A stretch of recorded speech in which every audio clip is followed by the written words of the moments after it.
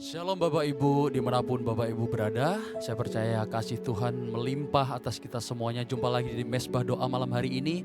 Mari kita bersekutu bersama-sama, kita menikmati hadirat Tuhan. Kita percaya bahwa ketika nama Tuhan ditinggikan, nama Tuhan dimuliakan, di situ Dia hadir. Mari kita mulai, kita berdoa. Kami bersyukur padamu Tuhan, Kau Allah yang baik, Kau luar biasa, kasih-Mu melimpah atas kami. Terima kasih untuk berkat-berkat Tuhan yang Tuhan sudah limpahkan atas kami ya Tuhan. Kami mau Tuhan bersekutu dengan Engkau, kami mau menyembah-Mu. Terpujilah nama-Mu ya Bapa, kiranya Roh Kudus-Mu turun atas kami semuanya. Damai sejahtera Allah, sukacita surga melimpah atas kami. Di dalam nama Tuhan Yesus Kristus. Haleluya. Amin.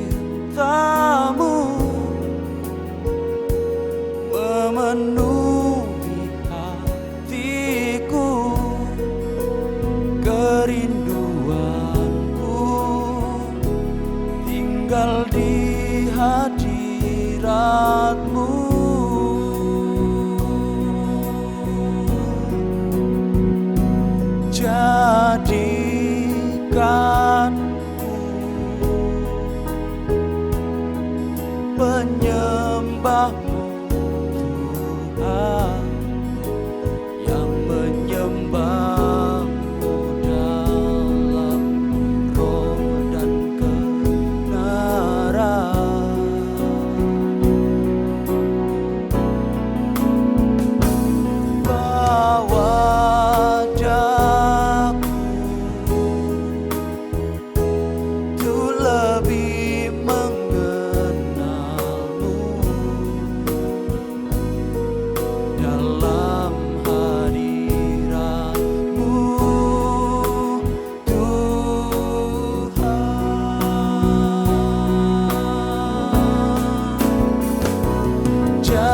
jadikanku penyembahmu Tuhan, yang menyembahmu dalam roh dan kebenaran.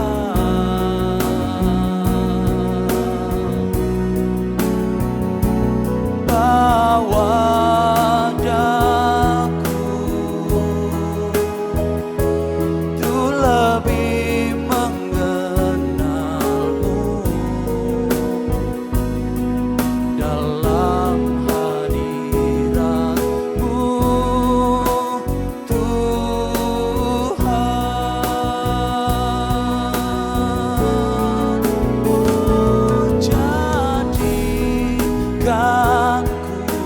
kami Tuhan penyembah-penyembah-Mu, penyembah-Mu Tuhan, yang menyembah-Mu dalam roh dan kebenaran.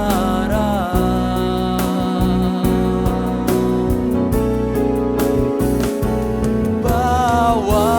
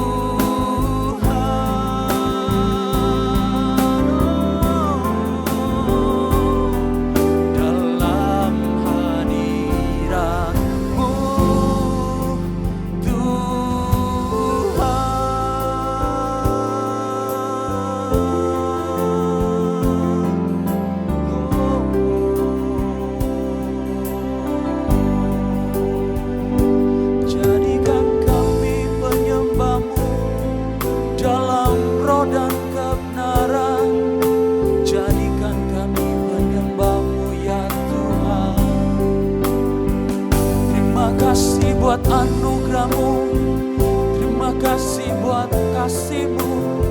Engkau Tuhan yang baik, Engkau Tuhan yang perkasa. Penuhi kami dengan Roh-Mu Tuhan, jamah kami, Engkau Tuhan yang besar.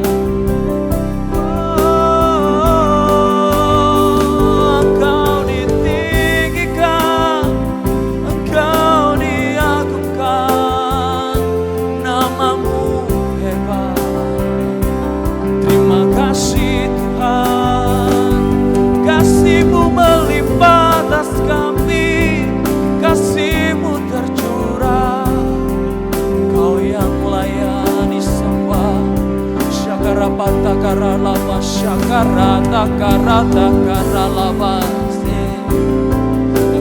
takara papa lava shakara takara lava shakara lava yara.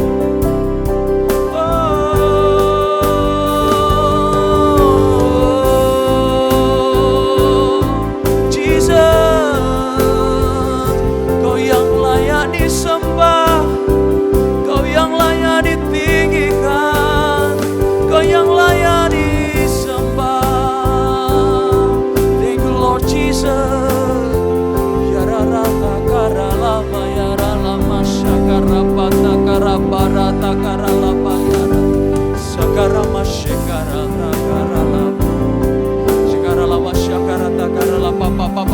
karalaba syakarata syakarata karapa papa papa rata karama syakarata karata karata karata karalaba ya. Oh, thank you Lord Jesus, thank you Lord Jesus. Syakarapa pararama syakarama.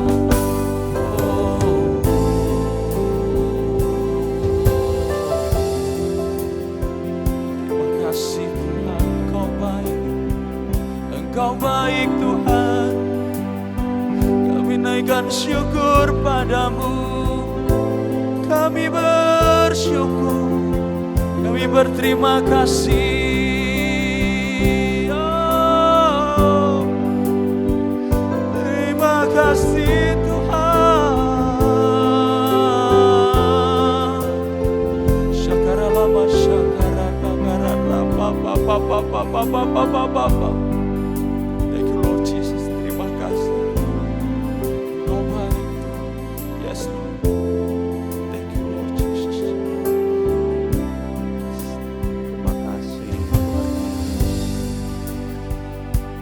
Bawaku terbang tinggi mengatasi badai kehidupanku.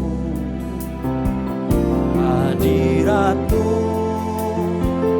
tenangkanku, damai sejahtera-Mu melingkupiku. Kau bawaku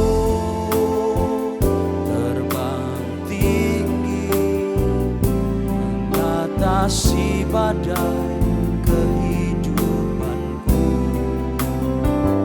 Hadirat-Mu tenangkanku, damai sejahtera-Mu melingkupiku. Kau bawaku terbang tinggi mengatasi badai kehidupanku. Hadirat-Mu tenangkanku, damai sejahtera-Mu melingkupiku. Sekali Kau bawaku terbang tinggi mengatasi badai kehidupanku. Hadirat-Mu tenangkanku, damai sejahtera-Mu melingkupiku. Damai sejahtera-Mu melingkupiku. Damai sejahtera-Mu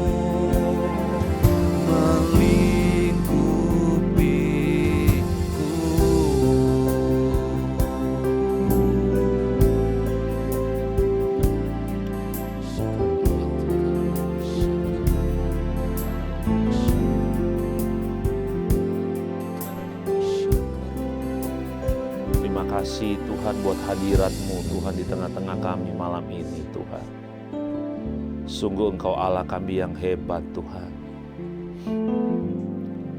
Kami tahu tempat yang paling aman bagi kami ketika kami ada tinggal dalam hadirat-Mu Tuhan. Karena itu Tuhan Engkau menolong, memimpin kami Tuhan Yesus. Bawa setiap kami Tuhan untuk betah kalau ketemu dengan hadirat Tuhan.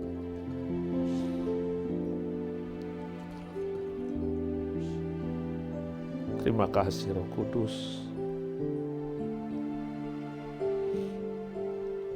Terima kasih Roh Kudus. Terima kasih Tuhan.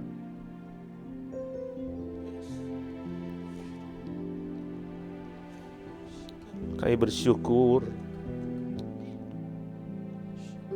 kalau Tuhan masih berikan kami kesempatan untuk menikmati akan hadirat Tuhan.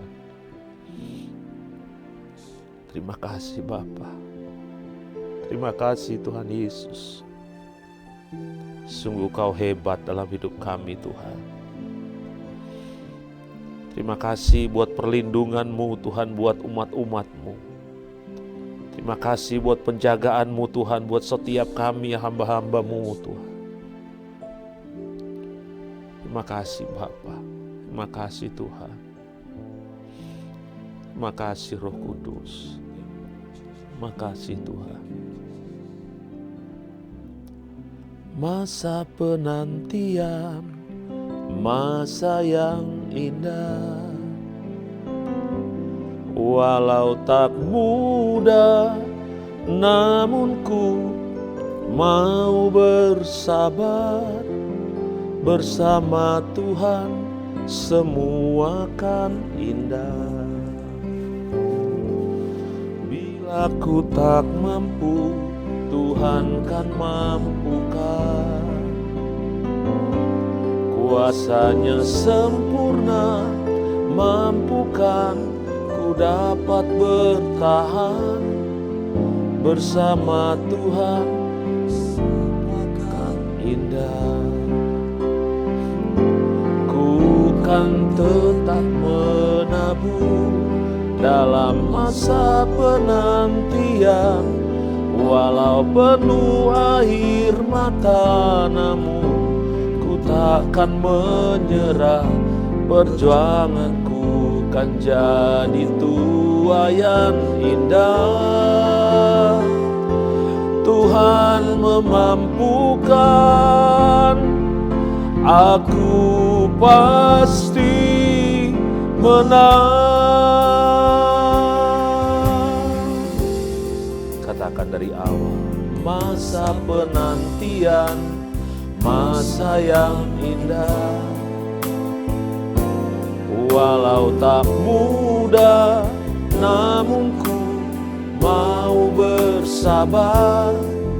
Bersama Tuhan semua kan indah. Tuhan kan mampukan, kuasanya sempurna, mampukan ku dapat bertahan. Bersama Tuhan semua kan indah. Ku kan tetap menabur dalam masa penantian, walau penuh air mata, namun ku takkan menyerah. Perjuanganku kan jadi tuaian indah. Tuhan memampukan, aku pasti menang. Terima kasih Tuhan Yesus, Engkau mampukan kami Tuhan di masa-masa penantian. Umat-umat-Mu yang sedang menantikan mujizat, biar Tuhan memberikan mereka kekuatan dan kemenangan Tuhan. Sampai mereka mengalami apa yang mereka nantikan itu menjadi kenyataan dalam hidup mereka. Umat-umat-Mu yang sedang menantikan kesembuhan, biarlah Tuhan Engkau memberikan umat-Mu kekuatan sampai mereka menerima kesembuhan. Umat-umat Tuhan yang sedang menantikan pemulihan untuk pernikahan, untuk keluarga mereka Tuhan. Berikan umat-umat-Mu Tuhan kekuatan dan kemampuan di masa-masa penantian ini sampai mereka mengalami janji-janji Tuhan. Terima kasih Tuhan Yesus. Kami mengucap syukur buat hadirat-Mu Tuhan malam hari ini.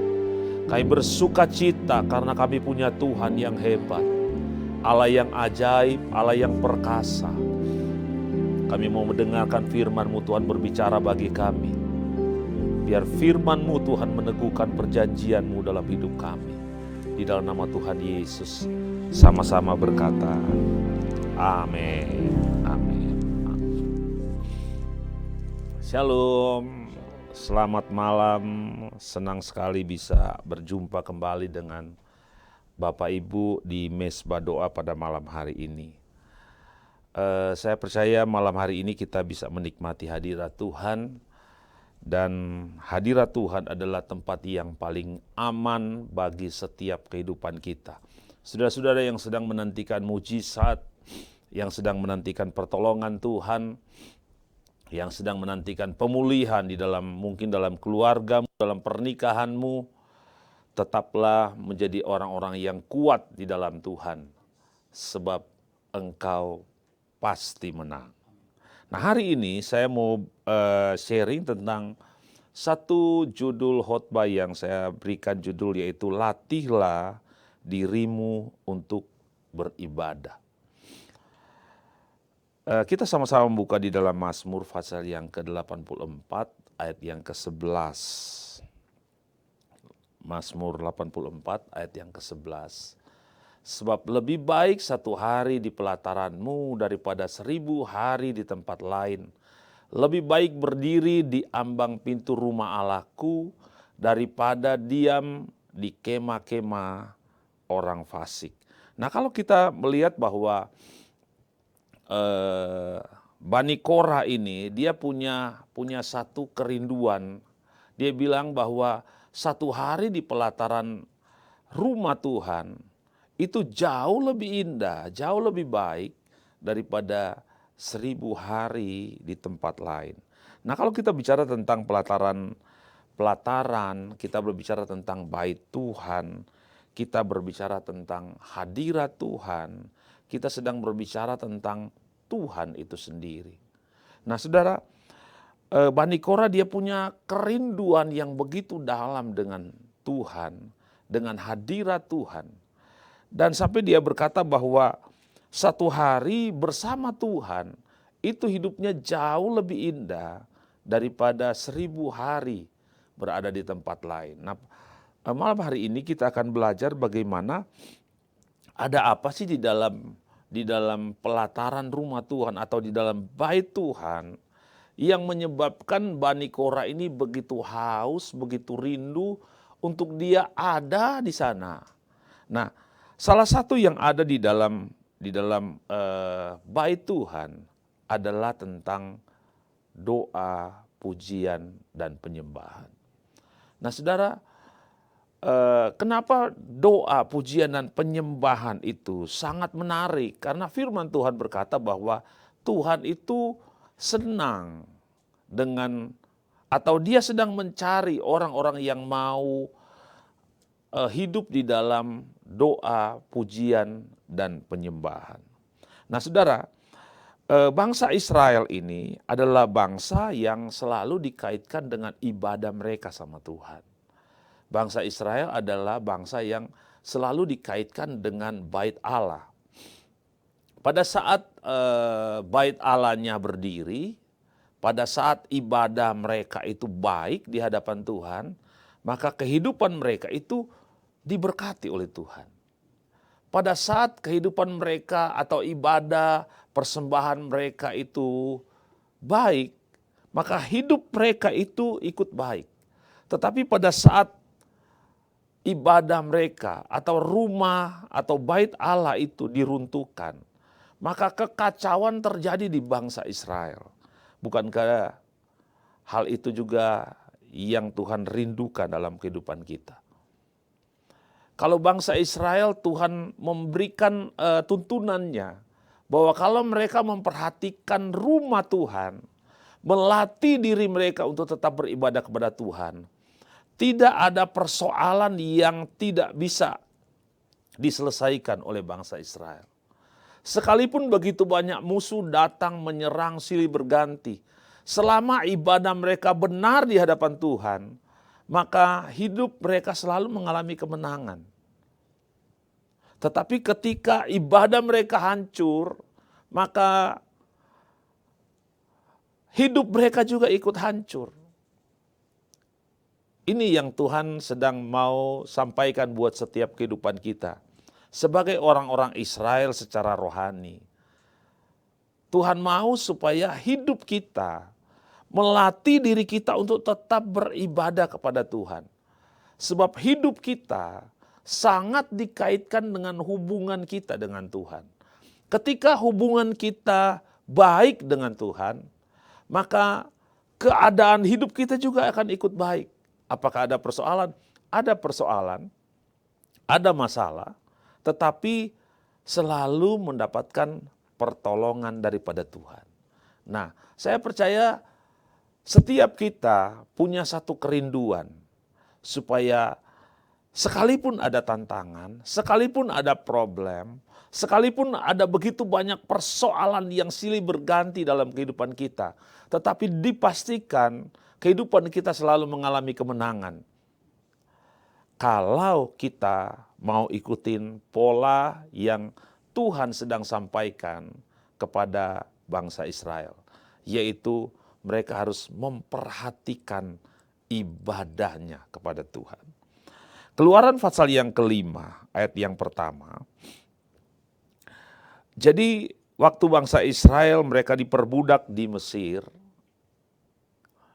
kemudian Tuhan atau Allah dia mengutus Musa dan dia berkata begini, kemudian Musa dan Harun pergi menghadap Firaun, lalu berkata kepadanya, beginilah firman Tuhan Allah Israel, biarkanlah umatku pergi untuk mengadakan perayaan, atau biarkanlah umatku pergi untuk beribadah kepada Tuhan.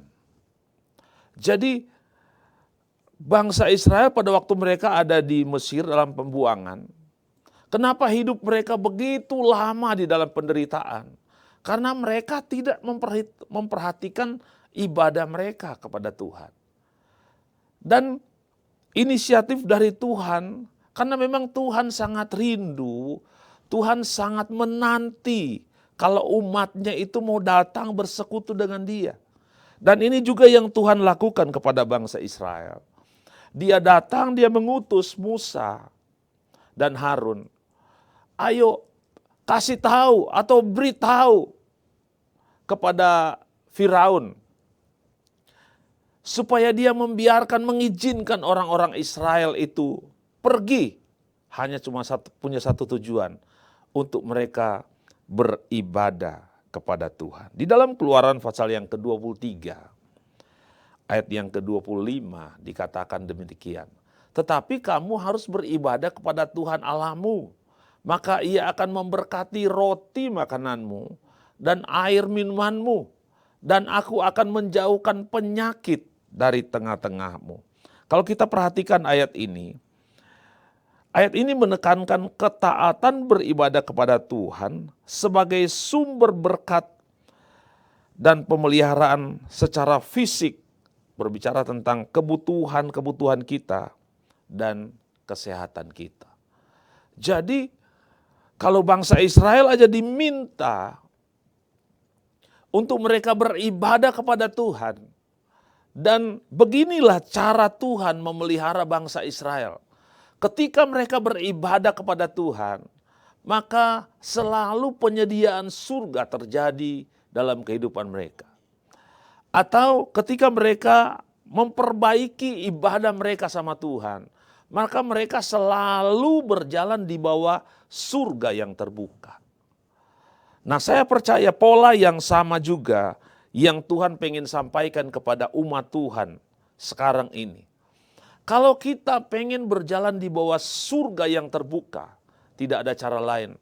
Engkau harus memperhatikan ibadahmu kepada Tuhan. Dan ini juga merupakan cara kalau kita sebagai orang tua. Tentunya kan kita sebagai orang tua punya rasa khawatir dengan anak-anak kita. Apalagi anak-anak kita sudah ada yang di luar kota, ada yang di luar negeri.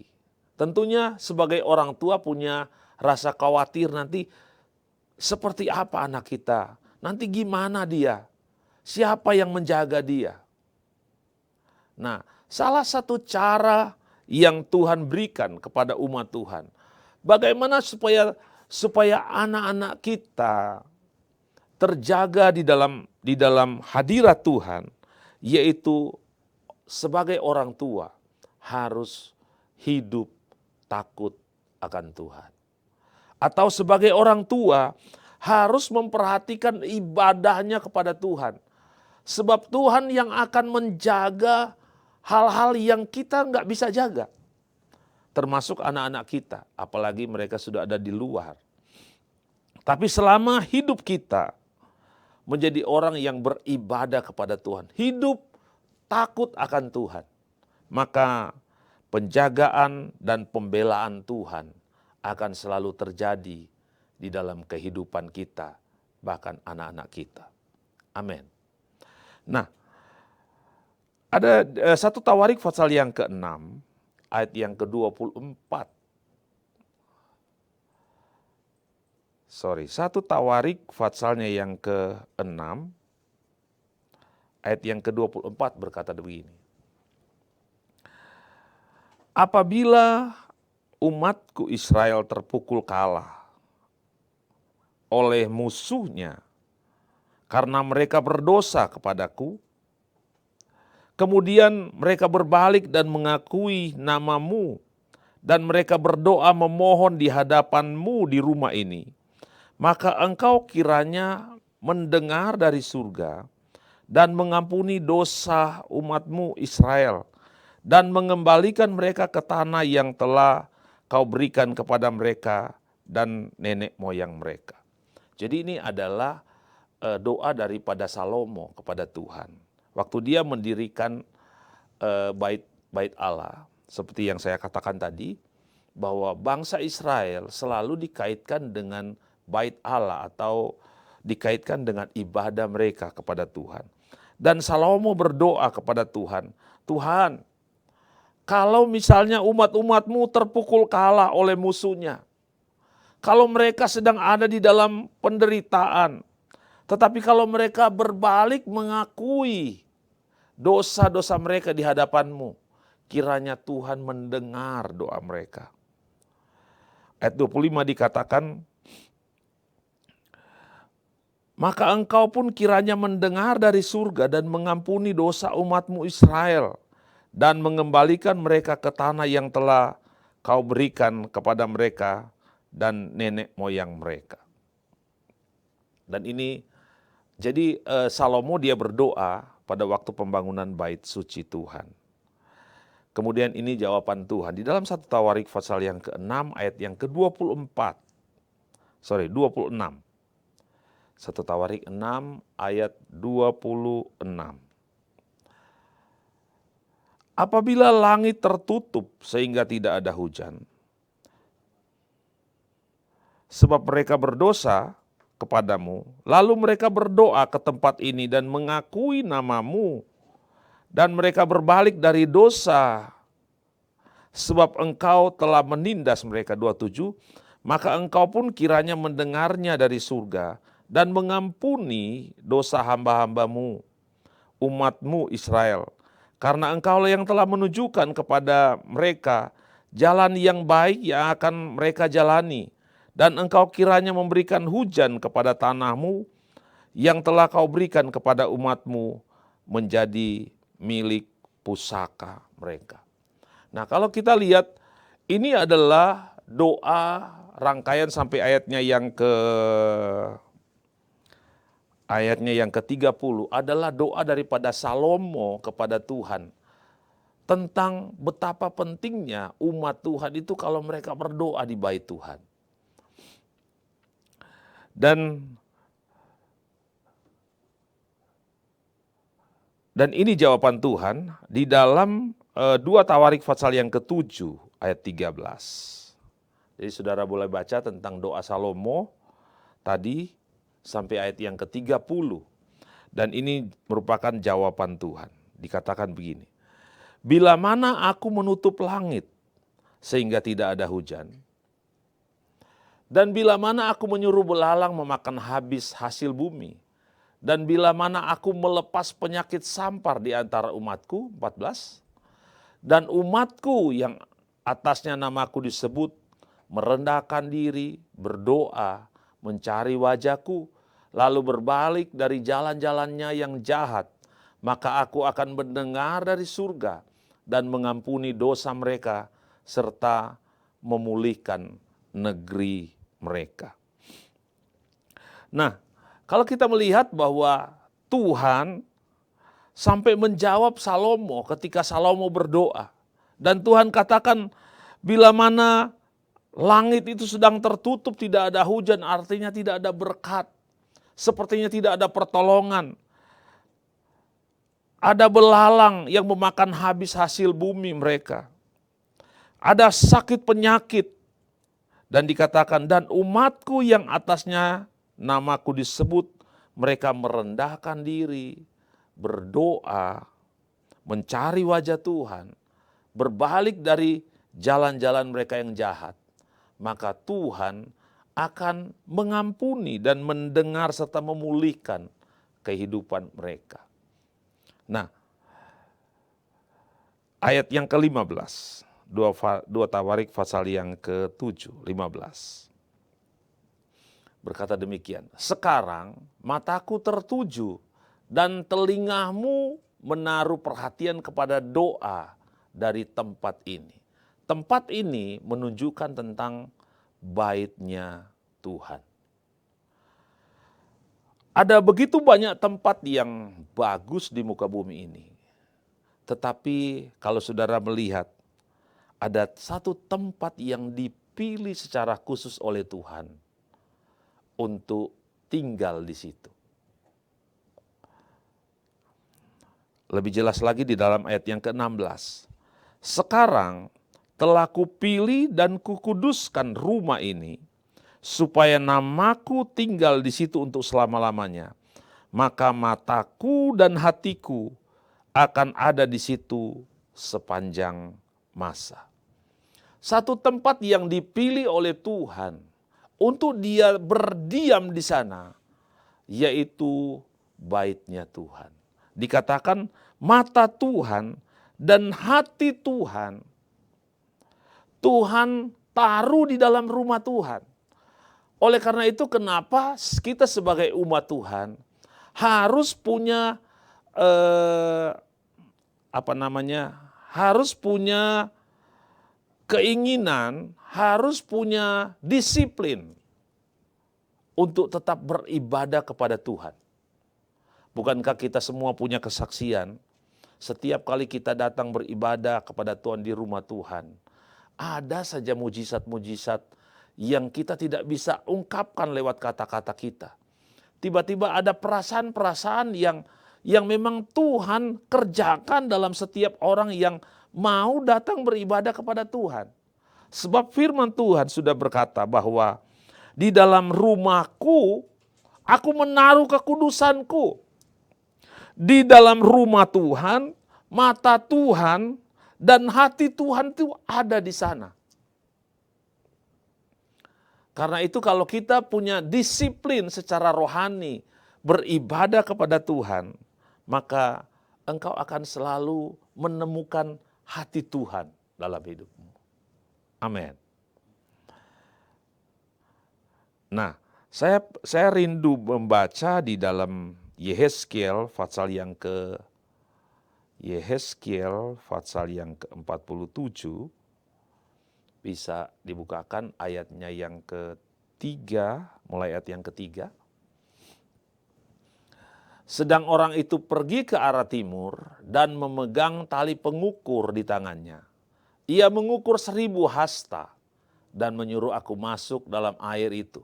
Maka dalamnya sampai ke pergelangan kaki. Ayat 4. Ia mengukur 1000 hasta lagi dan menyuruh aku masuk sekali lagi dalam air itu. Sekarang sudah sampai di lutut. Kemudian ia mengukur 1000 hasta lagi dan menyuruh aku ketiga kalinya masuk ke dalam air itu. Sekarang sudah sampai di pinggang. Selanjutnya, sekali lagi ia mengukur 1000 hasta lagi. Sekarang air itu sudah menjadi sungai di mana aku tidak dapat berjalan lagi. Sebab air itu sudah meninggi sehingga orang dapat berenang, suatu sungai yang tidak dapat diseberangi lagi. 6. Lalu ia berkata kepadaku, sudahkah engkau lihat, hai anak manusia? Kemudian ia membawa aku kembali menyusur sungai itu. 7. Dalam perjalanan pulang, sungguh Sepanjang tepi sungai itu ada banyak pohon di sebelah sini dan di sebelah sana. Nah, kalau saudara membaca dalam satu perikop itu, dikatakan bahkan air itu mengalir sampai ke laut asin. Dan kemana saja air itu mengalir, air asin pun menjadi tawar. Dan yang luar biasa kalau saudara memperhatikan, di air ini membawa kehidupan. Dan semakin lama semakin besar.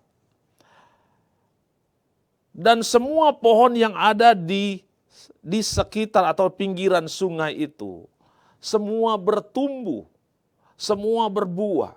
Dan yang menarik adalah di dalam ayat yang pertama. Di dalam ayat yang pertama dikatakan demikian. Kemudian ia membawa aku kembali ke pintu bait suci. Dan sungguh ada air keluar dari bawah ambang pintu bait suci dan mengalir menuju ke timur. Sebab bait suci itu menghadap ke timur dan air itu mengalir dari bawah bagian samping kanan bait suci sebelah selatan mezbah.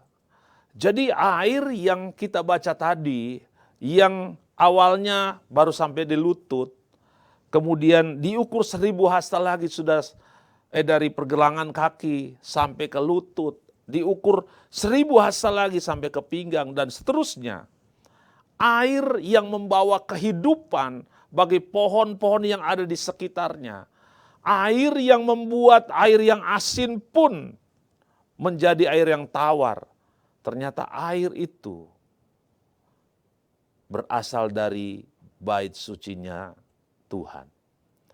Artinya, kenapa bait suci ini sangat penting? Karena dari bait sucinya ini akan mengalir air yang akan membawa kehidupan bagi kehidupan umat Tuhan. Bukan hanya bagi kita secara pribadi, tapi air yang mengalir dari bait suci ini akan memulihkan keadaan keluarga kita. Bahkan akan memulihkan keadaan kota di mana kita tinggal. Dan saudara, karena itu betapa pentingnya kalau kita melatih diri kita untuk beribadah kepada Tuhan di bait sucinya Tuhan.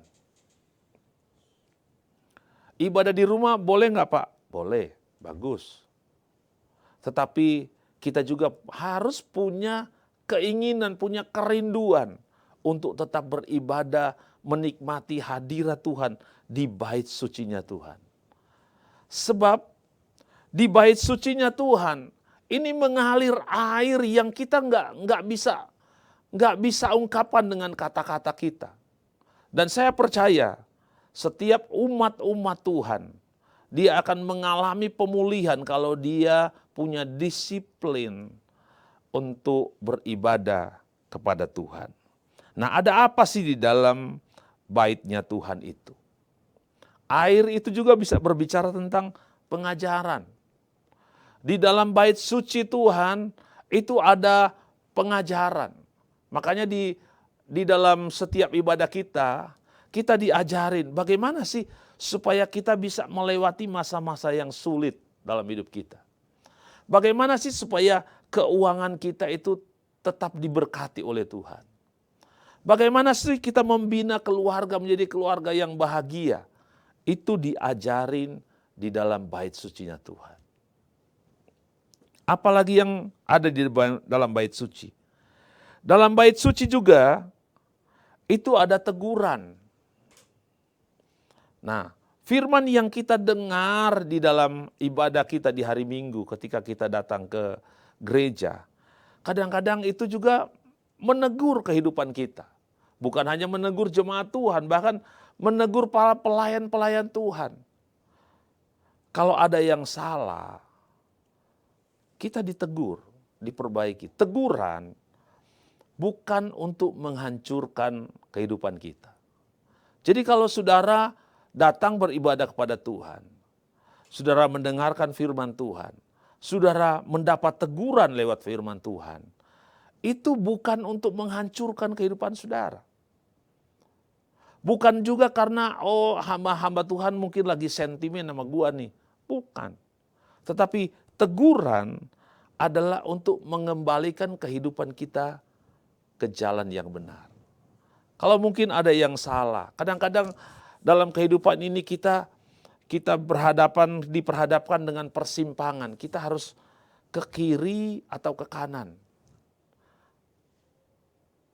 Nah, firman Tuhan di dalam rumah Tuhan itu bisa menuntun, tiba-tiba kita pulang, oh saya dapat jawaban, ternyata jangan ke kiri, jangan ke kanan, saya harus diam. Kadang-kadang kita juga udah ke kanan, padahal jalannya ke kiri.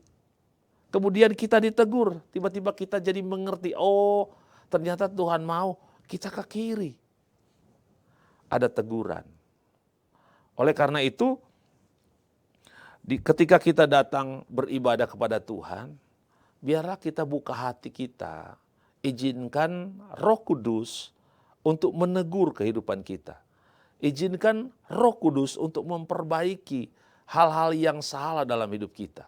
Supaya kita nggak menyimpang jauh, tetapi hidup kita terus dikembalikan ke jalan yang benar.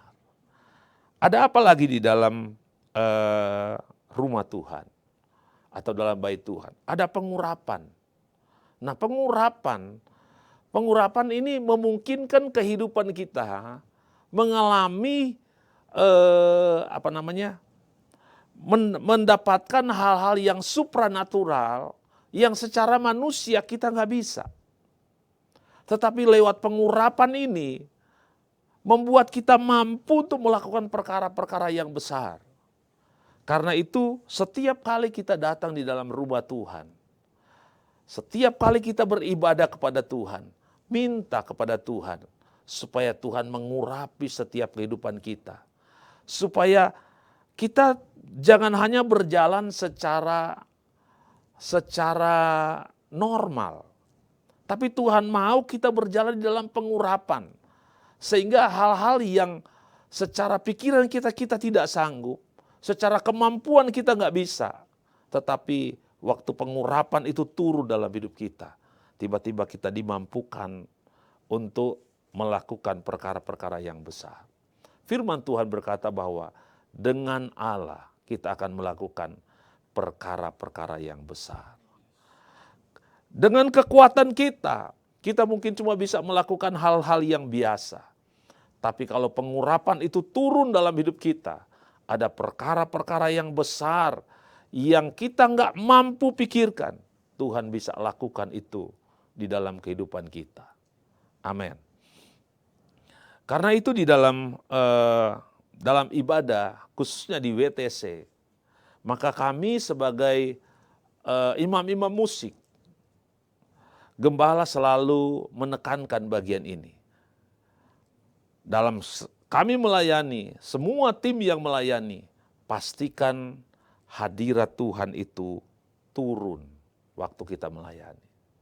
Supaya jemaat ini mudah untuk mengalami mujizat.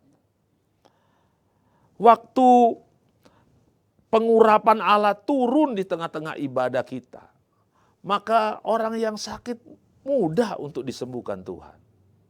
Orang-orang yang mengalami kesulitan, kesusahan dalam hidup mereka, waktu pengurapan Allah itu ada dalam setiap ibadah kita, tiba-tiba mereka bisa menyelesaikan itu semua. Oleh karena itu, di dalam bait suci selalu ada pengurapan. Nah, apalagi yang ada di dalam bait sucinya Tuhan? Hikmat. Hikmat datangnya dari Tuhan.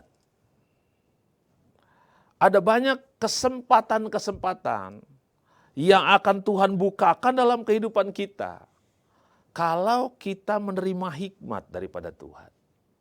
Amin.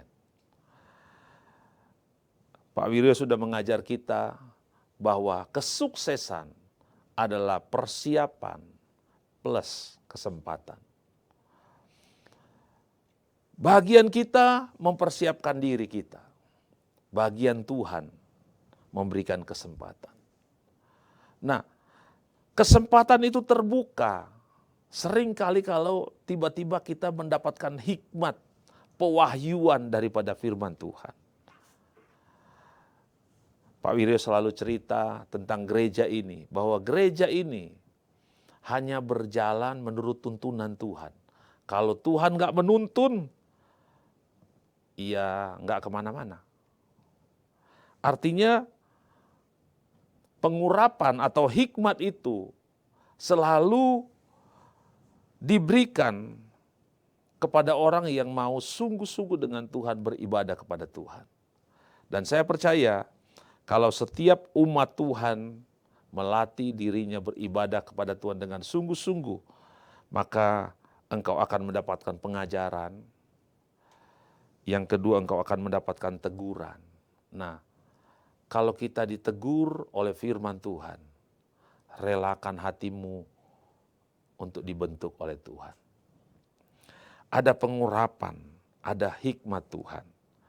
Dan hasil dari air yang keluar dari bait suci yang kita baca tadi, itu pasti ada berkat Tuhan. Ada kehidupan di sana. Ada perubahan dalam hidup kita. Orang yang mengalami air yang keluar dari bait sucinya Tuhan, selalu ada berkat, selalu punya kehidupan. Artinya hidupnya bisa dinikmati oleh banyak orang. Dan yang ketiga, ada perubahan yang bisa dilihat oleh banyak orang. Nah, saya berdoa biarlah setiap kita boleh mengalami akan janji-janjinya Tuhan. Masa-masa yang sulit yang sedang terjadi hari-hari ini, Tuhan cuma mengingatkan kita, latih diri kita beribadah kepada Tuhan dengan sungguh-sungguh. Bawa keluarga kita untuk menyembah Tuhan. Sebab di dalam hadirat Tuhan, Tuhan menyediakan jawaban dari apa yang kita perlukan. Tuhan Yesus memberkati. Mari kita berdoa. Terima kasih Tuhan Yesus. Engkau baik bagi kami Tuhan. Di masa-masa yang sulit hari-hari ini Tuhan, kalau Tuhan berbicara kepada kami malam hari ini, untuk kami tetap melatih diri kami beribadah kepada Tuhan.